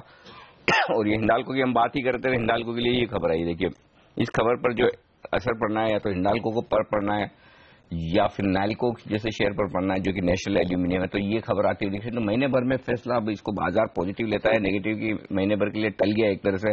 अगर नेगेटिव समझे तो वो है, पॉजिटिव समझे तो ये कि भाई महीने भर में फैसला हो जाएगा। लेकिन बाजार पॉजिटिव समझ रहा है क्योंकि हिंडाल्को आ गया ₹90 पे। सुरेश जी की देखिए किस्मत बहुत जबरदस्त है, सवाल पूछा और इधर खबर आ गई और शेयर चलने लगा है। और कह भी रहते राकेश कि होल्ड करिए, पैसा बन जाएगा। तो सुरेश जी आप सुन रहे हैं तो थोड़ा एक्शन में आ जाइएगा। लेकिन इस बीच 3% ऊपर हो गया है हिंडाल्को का स्टॉक। राकेश, टेक्निकली लेवल्स क्या है हिंडाल्को के लिए? अब चूंकि ये खबर आई है तो मैं फटाफट आपसे एक बार फिर ले लूं। देखिए अनिल जी, अगर आप टेक्निकली देखें तो एग्जैक्ट जो स्टॉप लॉस अब इस खबर आने के बाद बनता है वो बनता है ₹86 का एक स्टॉप लॉस बनता है। और स्टॉक के अंदर ऊपर में ₹91 के स्तर पर नजर रखनी चाहिए। अगर ₹91 के स्तर ऊपर में डिसाइसिवली टूटते हैं तब इस स्टॉक के अंदर एक बड़े चार्ट पर बड़ा ब्रेकआउट होगा। और एक बार 91 के ऊपर क्लोजिंग लेता है तो ऊपर में ₹105 के लेवल भी मुमकिन है। चलिए ये बात है। और एक और बात आपको बता दूं, अगर आज सुबह आपने पहला सौदा देखा होता तो एलकेपी सिक्योरिटीज के गौरव बिस्सा थे और उन्होंने ऑप्शंस की एक ही रणनीति दी थी और वो हिंडाल्को का यही कॉल ऑप्शन खरीदने की रणनीति थी कि 90 का कॉल ऑप्शन खरीदिए। अगर आपने उनकी राय के मुताबिक काम किया होता तो अभी तक 95 का कॉल ऑप्शन खरीदने की उन्होंने राय दी थी, लेकिन उसमें भी पैसा आपका बन जाता। देखिए ₹2.5 का भाव 95 के कॉल का हो गया। तो सुबह का जो कॉल गौरव बिस्सा का था वो भी कमाल करता हुआ दिख रहा है। चलिए वक्त है हमारे दोनों एक्सपर्ट से विदा लेने का, मनीष शर्मा और राकेश बंसल। शुक्रिया आप दोनों का हमारे लिए वक्त निकालने के लिए और ट्रेडर्स हॉटलाइन में हमारे दर्शकों की मदद करने के लिए। वक्त है ब्रेक का, ब्रेक के बाद लेकर आएंगे आपके लिए सौदा आपका, शेयरों पर देंगे आपके लिए फटाफट सलाह। आज होंगे AUM कैपिटल के राजेश अग्रवाल और शो लेकर आएंगे आपके लिए आशीष वर्मा इस ब्रेक के बाद।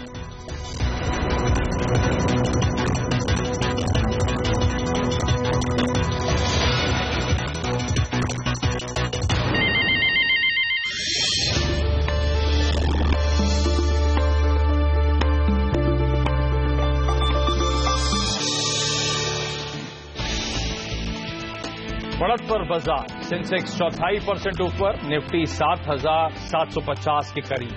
मिड कैप शेयर भी चढ़े। एम्फेसिस में हिस्सा बढ़ाने के लिए मार्बल 2 और ब्लैकस्टोन का ओपन ऑफर, 457 रुपए के भाव पर 5.5 करोड़ शेयर खरीदेंगे। शेयर 2% कमजोर। तस्वीर वाली चेतावनी को लेकर आईटीसी सहित सभी सिगरेट कंपनियों ने प्रोडक्शन किया बंद। रोजाना 350 करोड़ रुपए नुकसान का दावा। आईटीसी का शेयर 2% तक टूटा। HCL टेक्नोलॉजीज ने ज्योमेट्रिक सॉफ्टवेयर को $20 करोड़ में खरीदा। शेयर स्वैप के जरिए हुई डील। ज्योमेट्रिक के 43 शेयर के बदले मिलेंगे HCL टेक के 10 शेयर। ज्योमेट्रिक का शेयर 18% ऊपर। और ई कॉमर्स कारोबार करने वाली कंपनी इन्फीबीम की बेहतर लिस्टिंग, 432 के इशू प्राइस के मुकाबले 455 के आसपास हुआ लिस्ट।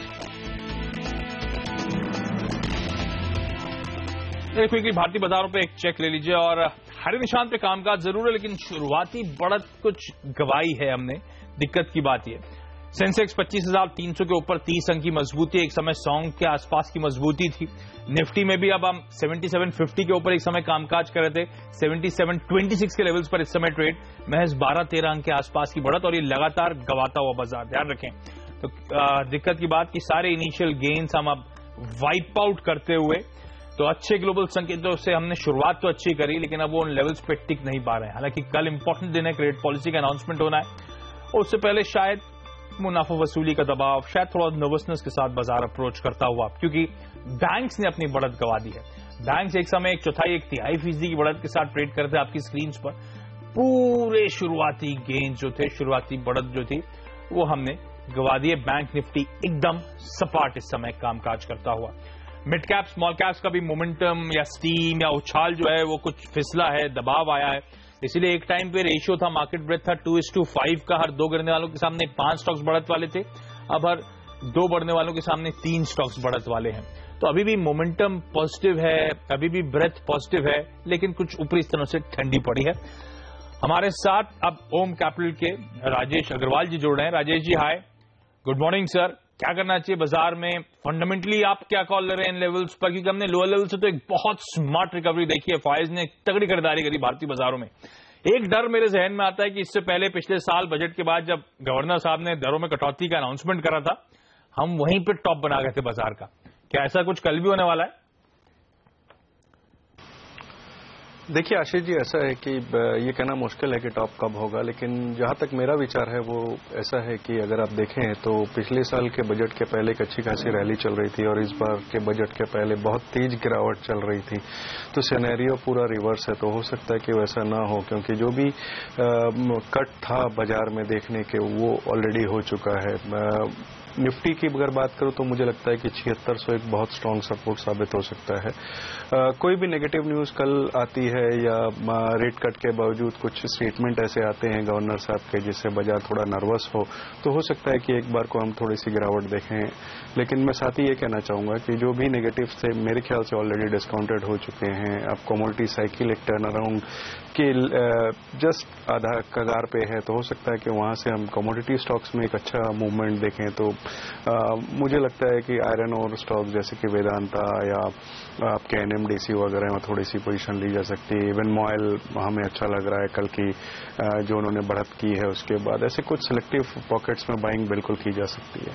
सिलेक्टिव पॉकेट्स, और इनफैक्ट जो बीटन डाउन थी, तमाम कंसर्न्स थे, शायद वो पॉकेट्स अब वापस बाउंस बैक करती हुई मॉयल आपकी स्क्रीन पर आया। ध्यान रखें इसने अपने प्रोडक्ट की कीमतें 10 से 50% तक बढ़ा दी हैं, क्योंकि कुछ डिमांड पिकअप हो रही है। तो शायद राजेश जी सटीक पड़ते हुए ऐसी कमोडिटी पॉकेट्स, ऐसे स्टॉक्स पे शायद अब बाजार का रुझान आता हुआ। अब शुरू करेंगे स्टॉक्स फटाफट। अगले 5 मिनट तक बिना रुके आपकी तरफ से आए शेयरों पर देंगे फटाफट सलाह। राजेश जी तो हमारे साथ बने हुए हैं। पहला सवाल मुंबई से सुरेश जी का। किर्लोस्कर ब्रदर्स 1000 शेयर 330 रुपए की बाइंग। राजेश जी क्या करें? एक बार निकल जाए तो बेहतर होगा, क्योंकि मुझे नहीं लगता है कि जो ऑलरेडी भाव हो चुके हैं वो फंडामेंटल को जस्टिफाई कर रहे हैं। यहां से थोड़ी करेक्शन होने की बिल्कुल संभावना बनती है। सूरत से बीजे तिवारी जी का सवाल, मार्क्संस फार्मा 150 शेयर 102 की खरीद। यहां से भी निकलने की सलाह रहेगी। बहुत ज्यादा बढ़ चुका है स्टॉक, फंडामेंटल्स के एक्सीड कर चुका है, पिछले कुछ दिनों से अच्छी खासी बढ़त दिखाई। इन दिनों मुझे नहीं लगता कि और बहुत ज्यादा अपसाइड बचता है, कुछ नेगेटिव खबरों का भी असर है, निकल जाए। ओके, अंबाला से कपिल जी का सवाल, फोर्स मोटर्स 700 शेयर 1980 की बाइंग थी इनकी। बने रहें, अगर फंड्स हो तो और भी खरीदारी कर सकते हैं, लगातार अच्छी परफॉर्मेंस कर रही है कंपनी। गाजियाबाद से Rahul Shukla, Dhampur sugar mills 3000 share 94 की बाइंग है। बने रहने की सलाह रहेगी। शुगर साइकिल थोड़ा सा इंप्रूव होता हुआ नजर आ रहा है। बने रहें स्टॉक में विद 10% के स्ट्रिक्ट स्टॉप लॉस के साथ। मुंबई से सुमित का सवाल, IFCI 100 शेयर 50 की बाइंग। निकल जाए। मुझे नहीं लगता कि स्टॉक में कोई बहुत ज्यादा अपसाइड बचता है, जो भी फंडामेंटल्स है ऑलरेडी प्राइस में डिस्काउंटेड है। मेरठ से हिमांशु गोयल, धनलक्ष्मी बैंक 100 शेयर 50 की बाइंग। परफॉर्मेंस बेहद ही खराब है, इस बैंक में बने रहने का कोई औचित्य नहीं है, निकल जाए। दिल्ली से पृथ्वीराज जी का सवाल, एशियन पेंट 100 शेयर 876 की बाइंग। बिल्कुल बने रहे स्टॉक में। गिरे हुए क्रूड प्राइसेस का इनको बिल्कुल फायदा होगा, दूसरे कंपनी की परफॉर्मेंस भी अच्छी है, बने रहने की सलाह रहेगी। सागर से अखिलेश, नैटको फार्मा 1500 शेयर 420 की बाइंग। बावजूद कुछ नेगेटिव न्यूज के मुझे लगता है कि स्टॉक बहुत अच्छा है, आगे आने वाले दिनों में अच्छी परफॉर्मेंस देगा, बने रहें। वलसाड गुजरात से नीलेश का सवाल, स्टरलाइट टेक्नोलॉजीज 2000 शेयर 70 की बाइंग। बहुत ज्यादा इस बात पे पॉजिटिव न्यूज चल रही है कि टेक्नोलॉजी ड्रिवन जो भारत का बन रहा है, वन इंडिया वाला, वहां से इससे फायदा होगा, बट मुझे नहीं लगता कि फंडामेंटल जस्टिफाई कर रहे हैं। एक बार निकल जाए तो बेहतर होगा। दिल्ली से डीडी आहूजा साहब, फेडरल बैंक 400 शेयर 70 की खरीद। बने रहे स्टॉक में, आने वाले दिनों में मुझे लगता है बैंकिंग में एक अच्छा अपसाइड देखा जा सकता है, बिल्कुल बने रहने की सलाह रहेगी। मेरठ से विनोद दशराज जी का सवाल, वेदांता 2000 शेयर 76 की मान लीजिए बाइंग। शुरुआत में हमने कहा आशीष जी जैसा कि कमोडिटी साइकिल हमें टर्न होता हुआ नजर आ रहा है, बिल्कुल बने रहने की सलाह रहेगी। धनबाद से मनोज कुमार, सिंटेक्स 1000 शेयर 102 की बाइंग। आधा बुक कर लें, क्योंकि मुझे नहीं लगता है कि जो भी पॉजिटिव्स थे वो और ज्यादा इसमें बढ़त की संभावनाएं हैं। आगे आने वाले दिनों में अगर परफॉर्मेंस अच्छी होती है तो अगला कॉल लिया जा सकेगा, बट इस वक्त आधे से निकल जाए। दिल्ली से जोगिंदर सिंह हिंडाल को 300 शेयर 105 की बाइंग। बिल्कुल बने रहें। जो खबरें आ रही हैं कि एक महीना के लिए जो फैसला टल गया है उसके एक पॉजिटिव व्यू बनता है, बने रहने की सलाह रहेगी। ओके, पुणे से सुखविंदर जी का सवाल, भारत फोर्ज 100 शेयर 967 की बाइंग। बहुत ही उम्दा कंपनी है, परफॉर्मेंस बहुत अच्छी है, आने वाले दिनों में भी अच्छी उम्मीद की जा सकती है, बिल्कुल बने रहें। पुणे से आरिफ खान जी का सवाल, मदरसन सुमी 6000 शेयर 270 की बाइंग। यहां से एक बार निकल जाने की सलाह रहेगी। मुझे लगता है कि ऑलरेडी डिस्काउंटेड है सारे पॉजिटिव्स, एक बार निकल जाए, दूसरे ऑटो एंसिलरी स्टॉक्स में स्विच कर लें। फॉर एग्जांपल FIM इंडस्ट्रीज एक बेहतर विकल्प साबित हो सकता है। पुणे से प्रफुल्ल वैद्य, मैक्लॉयड रसल 800 शेयर 250 की बाइंग। बने रहें। चाय के जो दाम है उसमें एक बढ़त देखी जा रही है, प्रोडक्शन में थोड़ा कट है, बिल्कुल बने रहें। दानापुर से नवनीत, अदानी पार 1000 शेयर 31.5 की बाइंग। परफॉर्मेंस अच्छी नहीं है, फंडामेंटल्स खराब है, डेट की दिक्कतें हैं, एक बार निकल जाए तो बेहतर होगा। ओके, 30 सेकंड बचे हैं। जमशेदपुर से L Pandey, Axis bank 1000 share 35 की बाइंग है इनकी। बिल्कुल बने रहे। बैंकिंग स्टॉक्स अच्छे हैं, प्राइवेट सेक्टर बैंकिंग में तो अच्छी परफॉर्मेंस दिख रही है, बने रहने की सलाह रहेगी। गुड़गांव से सुनील भारद्वाज, मैस्टेक 700 शेयर 424 की बाइंग। बने रहे। परफॉर्मेंस अच्छी है, आगे आने वाले दिनों में जो नेक्स्ट क्वार्टर का रिजल्ट आने वाला है वो थोड़ा बेहतर होता हुआ नजर आ रहा है। एक लास्ट क्विकली, फरीदाबाद से श्याम जी का सवाल, JBF इंडस्ट्रीज 250 शेयर 259 की बाइंग। एक बार मुनाफा वसूल कर ले, एक अच्छी बढ़त देख चुका है स्टॉक, करेक्शन की संभावना है। ओके, तो ये वो तमाम क्वेरीज आई थी हमारे पास जिनको हमने ज्यादा से ज्यादा क्वेरीज को सॉल्व करने की कोशिश करी। आगे भी इस शो के दौरान आपकी तमाम कॉल्स को लेते रहेंगे। राजेश जी हमारे साथ बने हुए, उनसे जानेंगे। लेकिन राजेश जी, कुछ पिक्स आपकी सर इस बाजार में फंडामेंटली कहां पे कॉल ले रहे हैं? आपने कमोडिटीज की बात करी, क्या वही फोकस में रहने वाला है? जी, एक तो कमोडिटी स्पेस फोकस में रहने वाला, जैसे हमने मॉयल कहा कि उन्होंने अपने प्रोडक्ट्स के दाम भी बढ़ाए हैं। दूसरे अगर आप देखें तो बैलेंस शीट बहुत स्ट्रांग है। आगे आने वाले दिनों में स्टील साइकिल का पूरा फायदा इनको मिल सकता है, तो एक तो मॉयल हमारी पसंद रहेगी। दूसरे हम येस बैंक में कॉल दे रहे हैं, क्योंकि अगर आप देखें तो परफॉर्मेंस क्वार्टर दर क्वार्टर बहुत ही शानदार रही है। जो वैल्यूएशन है वो भी दूसरे प्राइवेट सेक्टर बैंक के बनिस्पत अच्छे हैं। जो टायर 1 कैपिटल इन्होंने अभी उठाया है और आगे आने वाले दिनों में और कैपिटल रेज करेंगे टायर 2 का, वो भी एक पॉजिटिव है। तो इन सब चीजों के मद्देनजर हम येस बैंक पे एक बाय कॉल दे रहे हैं। ओके, तो येस बैंक और मॉयल, ये दो कंपनीज हैं जो राजेश जी या फिर ओम कैपिटल की टॉप फंडामेंटल बेट्स, इन पे आप नजर बना सकते हैं। राजेश जी हमारे साथ बने हुए, लेकिन आज प्राइमरी मार्केट से सेकेंडरी मार्केट में एक कंपनी ने डेब्यू करा है। आज पहला दिन है, लिस्टिंग हुई है, वो है इन्फीबीम इनकॉर्पोरेशन की। इस कंपनी का इश्यू प्राइस था 432 रुपए।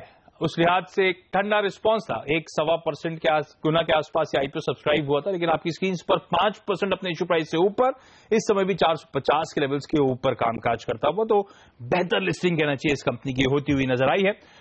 इस कंपनी के आगे के आउटलुक पर बातचीत करने के लिए हमारे साथ इन्फीबीम इनकॉर्पोरेशन के एमडी विशाल मेहता साहब जुड़े हैं। विशाल जी, स्वागत है सीएनबीसी आवाज पर आपका। अब तो वो समय आ गया है कि थोड़ा सा आउटलुक पर हमसे बातचीत कर सकते हैं। अभी तक तो रेगुलेटरी दिक्कतें थी। ये कंपनी लगातार लॉस मेकिंग थी FY15 तक। FY16 में आपने कुछ प्रॉफिट्स करे, या फिर जो लास्ट क्वार्टर्स के नंबर्स आपने दिए हैं, माइनर प्रॉफिट्स हुए हैं। आपके तमाम स्टेक होल्डर्स, आपके तमाम शेयर होल्डर्स सबसे पहले तो ये जानना चाहेंगे सर, ये जो आप माइनर प्रॉफिट्स क्लॉक हो रहे हैं, क्या ये इन्फीबीम इनकॉर्पोरेशन एक प्रॉफिटेबल एंटिटी रहेगी? ये सस्टेनेबल परफॉर्मेंस है इस कंपनी का? देखो, ये ई कॉमर्स वर्ल्ड में forward investment is not very uncommon. काफ़ी कंपनीज जो ई कॉमर्स सेक्टर में काम कर रही है वो फॉरवर्ड इन्वेस्टमेंट करती है so that they can build out infrastructure, users, merchant base. Infibeam ने भी किया था for the last 8 years। Infibeam 8 साल से एग्जिस्टेंस में है, 2007 में चालू किया था। तो आप पिछले 3 सालों में आप देखोगे तो हमारे P&L में we report sale of products and sale of services. वो जो सेल ऑफ सर्विसेज जो है वो 3 साल पहले 13-14 में 30 odd crores था। 14-15 में पूरे साल में 66 crores क्लॉक किया हमने। और ये 6 महीने में अप्रैल टू सितंबर 2015 में वी रिपोर्टेड 48.5 crores। तो पूरे साल में जो उसके अगले साल में 66 crores किया था, ये 6 महीने में वी क्लॉक 48.5 crores। और वो जो सर्विसेज रेवेन्यू है उसमें हमारे 58% EBITDA मार्जिन होते हैं। तो that is what resulted in profitability. तो what we do is our focus is always been on merchant, builder bazaar, market place services. जो मर्चेंट हम सर्विसेज ऑफर करते हैं ताकि कोई भी मर्चेंट होता है उनको खुद के प्रोडक्ट सर्विसेज ऑनलाइन बेचने हैं, ठीक है, तो वो खुद अपना वेबसाइट, अपना स्टोर फ्रंट क्रिएट कर सकते हैं। और उनके जो सपोर्ट सर्विसेज होते हैं उन पे हमारा फोकस पिछले सालों में भी रहा है, आगे जाते वक्त भी रहेगा। तो विशाल जी, ये प्रॉफिटेबल एंटिटी रहेगी। FY17 में किस तरह का प्रॉफिट, किस तरह की EPS में उम्मीद करूं? मुझे आसान हो जाएगा थोड़ा सा वैल्यूएशन करने में इस कंपनी के फिर से। हाँ, देखो, पिछले 6 महीने का जो रिजल्ट है वो हमने डिक्लेयर किया है। फॉरवर्ड लुकिंग ऑफ कोर्स हम डिक्लेयर नहीं कर सकते, बट जो फोकस है कंपनी का वो सर्विसेज रेवेन्यू पे काफी रहेगा। जो ग्रोथ मर्चेंट्स का हमने देखा है, हमने 2012 में हमारे पास 350 मर्चेंट थे। दिसंबर 2015 में we had 48,000 odd merchants registered. तो वो जो एक्विजिशन जो करना है मर्चेंट्स का बोथ इंडिया और इंटरनेशनल में, वो हमारा फोकस रहेगा। और मर्चेंट और मर्चेंट सर्विसेज जो हम आते जाते वक्त as we keep on building out that portfolio, उसमें हमारे EBITDA मार्जिन्स काफी होते हैं बिकॉज इंफ्रास्ट्रक्चर में एक बार builder bazaar market place platform पे जो इन्वेस्टमेंट कर दिया है that will hopefully keep on giving us the returns. Build बाजार तो मेरे ख्याल से प्रॉफिटेबल हुई है FY16 में, 58% के आसपास के हेल्दी मार्जिन्स थे, तो आप सही करें। अच्छा, 100% FDI ई कॉमर्स में लाने की बात कर दी गई है, बड़ा स्टेप सरकार की तरफ से, एक बड़ा बूस्टर है आप जैसे लोगों के लिए, तो बड़ी अपॉर्चुनिटी खासतौर पर इन्फीबीम के लिए। क्या चल रहा है सर, किसी से बातचीत शुरू हो गई क्या ऑलरेडी? ऐसा है कि मार्केट प्लेसेस पहले भी थे। FDI 100% अनाउंस किया, उसके पहले भी मार्केट प्लेसेस तो ऑनलाइन थे ही। अभी the clarity is very good, transparency बहुत आ गई है मार्केट प्लेसेस में, क्या डेफिनेशन है, क्या राइडर्स है, जो ऑफलाइन मर्चेंट्स होते हैं जिनके प्रोडक्ट्स और सर्विसेज होते हैं, तो वो लेवल प्लेइंग फील्ड काफी हद तक ये clarity will help a lot. यानी कि छोटे मर्चेंट्स होते हैं जिनके पास बहुत सारे इतने सारे वॉल्यूम नहीं होते हैं, they can also start competing compare to just somebody who is very large. Online market players को, ऑनलाइन मार्केट प्लेसेस को कहा गया है वो अपने प्लेटफॉर्म्स में प्राइसेस को इन्फ्लुएंस नहीं कर पाएंगे, इन्फ्लुएंस नहीं करेंगे। इन्फीबीम क्या करता था, और अगर नहीं कर पाएगा तो कैसे कम्पीट करेगा मार्केट प्लेस में normally brick and mortar model से? तो Infibeam.com is one more market place. जो बिजनेस मॉडल Infibeam का है वो SME और स्मॉल मर्चेंट्स के लिए काफी हद तक बना हुआ है। तो जो मर्चेंट्स होते हैं वो खुद का अपना स्टोर बनाते हैं, तो उनपे उनका कंपटीशन नहीं होता है। हर एक मर्चेंट जो होता है उनका कुछ ना कुछ तो यूजर बेस होता ही है, and they want to go to that merchant, क्योंकि मर्चेंट खुद अपना ऑफर देते हैं। और Infibeam ये डिस्काउंटिंग मर्चेंट्स करते हैं, आप लोग एज अ प्लेटफॉर्म ये डिस्काउंटिंग नहीं करते मार्केट प्लेस में? हाँ जी। ओके चलिए विशाल जी, Infibeam.com is one more market place. Okay Vishal जी, मैं डिटेल में कभी और आपसे बातचीत करूंगा, लेकिन कांग्रेचुलेशन, एक अच्छी लिस्टिंग होती हुई 5% प्रीमियम पे अपने इश्यू प्राइस से इस समय कामकाज करता हुआ विशाल मेहता, Infibeam इनकॉर्पोरेशन के MD। हालांकि नंबर्स आगे किस तरह के रहेंगे, फॉरवर्ड लुकिंग स्टेटमेंट्स हमें कुछ नहीं दिए गए, तो एक दिक्कत की बात जरूर है कि जो प्रॉफिटेबिलिटी है किस हद तक सस्टेन होगी। लेकिन यहां पे एक मैं छोटा सा ब्रेक लूंगा, ब्रेक के बाद ITL के तिमाही विजेता से हम आज बातचीत करेंगे।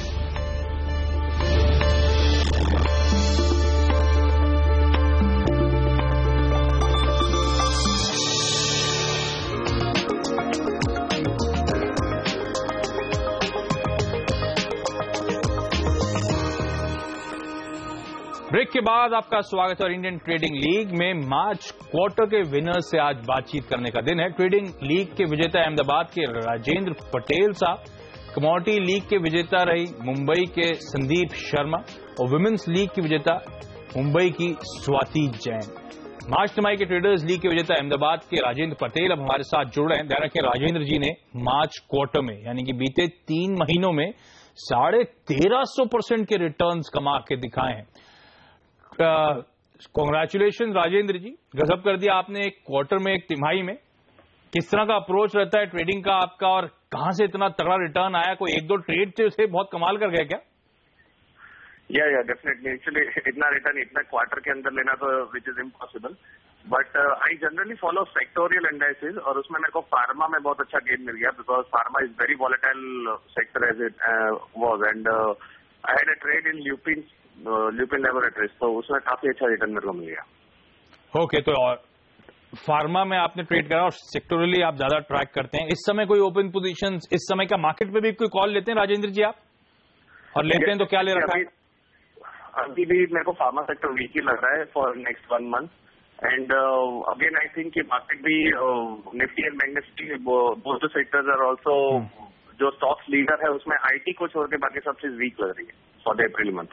राजेंद्र जी कॉन्ग्रेचुलेशन, एक क्वार्टर में 1350% के रिटर्न्स डिलीवर करने के लिए आपको बहुत बहुत बधाई सर। चलिए, अब मार्च तिमाही की विमेंस लीग की विजेता मुंबई की स्वाति जैन अब हमारे साथ जुड़ रही हैं। स्वाति को मार्च तिमाही में 104% के तगड़े रिटर्न्स हुए हैं। Swati hi, good morning ma'am. Good morning. गजब के रिटर्न्स आपने भी बीते क्वार्टर में कमा के दिखा दिए मैम। किस तरह की पोजीशंस, किस तरह का आपने ट्रेड करा, कहां से इतना कमाल दिखाया? एक्चुअली हम लोग कॉल एंड पुट में ट्रेडिंग करते हैं। हाँ। तो जब भी निफ्टी अभी इतना डाउन गया था चूंकि, तो हम लोग को लग रहा था कहीं ना कहीं थोड़ा तो अब जाएगा ही, तो हम लोग ने पुट लिया था, कॉल लिया था सॉरी निफ्टी का।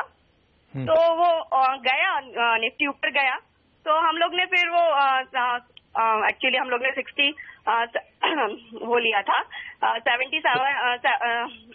7,000 का कॉल लिया था निफ्टी का। अरे वाह, तो आप एकदम सटीक पड़ रही हैं बाजार में डायरेक्शनल कॉल के लिहाज से। तो एक बार बताएं क्विकली इस समय क्या कॉल ले रखा है मैम, तो हमारा भी कुछ फायदा हो जाए। जी, अभी फिलहाल हम लोग इंट्राडे में कर रहे हैं, इन्वेस्ट कर रहे हैं और ट्रेडिंग कर रहे हैं सॉरी। और इसके पहले हम लोग ने जब निफ्टी 7800 गया तो फिर हम लोग ने पुट 6800 गया तो हमने 7800 गया था तो हम लोग ने पुट ले लिया था। ओके, तो वो ऐसा कॉल पुट मेनली और इंट्राडे करते हैं आपके CNBC आवाज देखकर। अरे ग्रेट मैम, गजब की कमाई, दोगुना कर दिया इन्होंने अपना पैसा। एक क्वार्टर में। स्वाति जी कांग्रेचुलेशन आपको भी। लेकिन यहाँ पे एक छोटा सा ब्रेक लूंगा। राजेश जी मेरे साथ बने हुए हैं, कई सारे क्वेरीज, कई सारे सवाल आए, कोशिश करेंगे ज्यादा से ज्यादा सवाल लेने की इस छोटे से ब्रेक के बाद।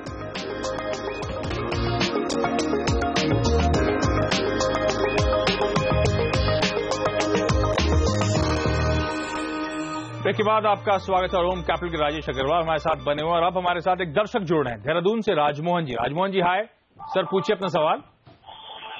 हेलो। हाँ जी सर।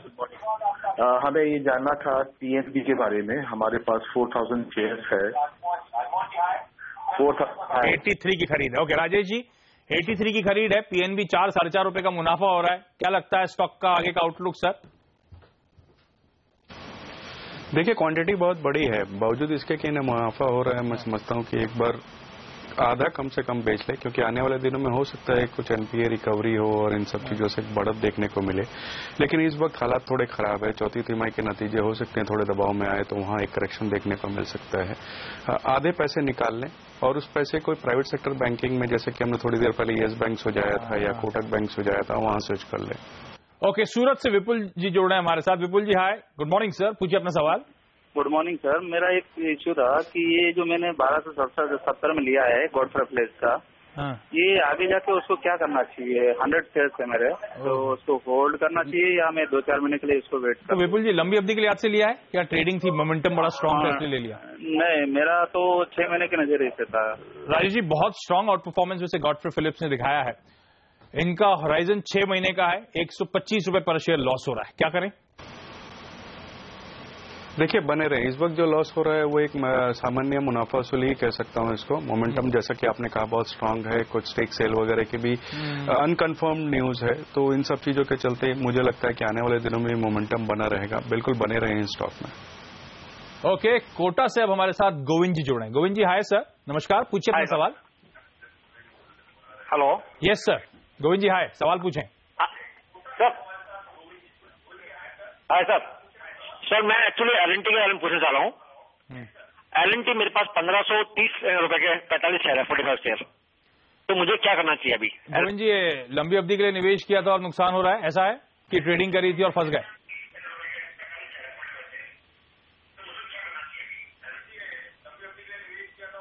गोविंद जी आप सब जो दर्शक देख रहे हैं, प्लीज जब भी आपका फोन लग जाए, हमारे से बातचीत हो रही हो, अपना वॉल्यूम म्यूट कर देते, तो हम लोग आपस में क्या बातचीत कर रहे हैं हम दोनों को ही समझ में नहीं आने वाला।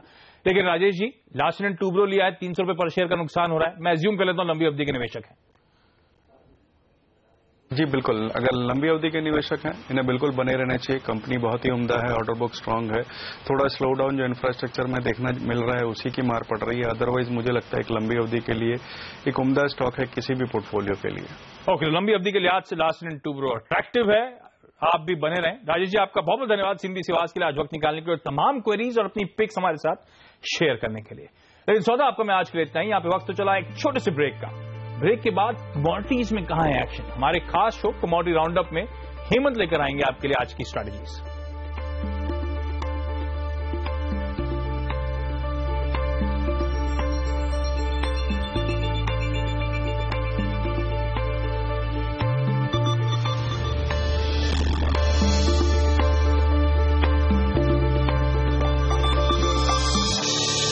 DP Twister Leggings presents Highlight of the Day.